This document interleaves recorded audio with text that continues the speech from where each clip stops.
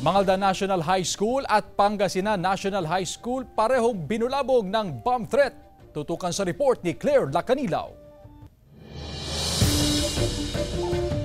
Isang bomb threat sa Mangalda National High School ang natanggap kagabi ng isang konsehal mula sa bayan. Ipinaabot daw ang mensahe sa social media page.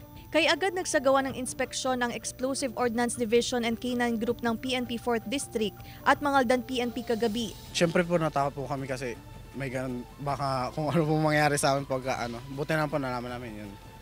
Kaya natakot po kami na baka may bomba po talaga. Maganda pagigpitan po para kami mga magulang, hindi kami mag-aalala sa mga anak. Ganun lang. Siyempre nakaka-nervous din pag nandun kami sa bahay.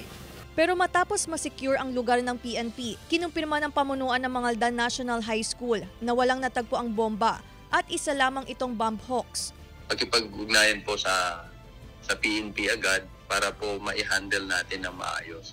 Kasi ang isa po pong intention kasi ng mga gumagawa nito is to create public panic or fear ma-instill dito sa ating mga mamamayan to affect their daily activities. Ayun ng instructions coming from the PNP chief na bomb-free naman ang Mangaldan National High School. So binawi natin yung suspension.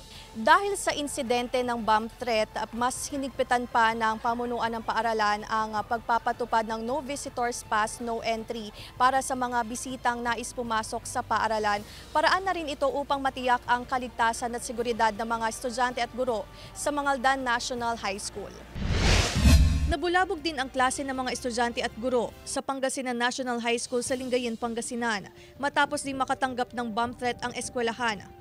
Agad na sinuspindi ang klase sa lahat ng antas pero walang natagpo ang bomba ang rumisponding otoridad. Nagsasagawa ngayon ng malalimang investigasyon ng otoridad kung sino ang nagpapakalat ng malisyoso at maling impormasyon. Kasama si Henry Duminsil, Claire Lacanilaw, 1 North Central Luzon.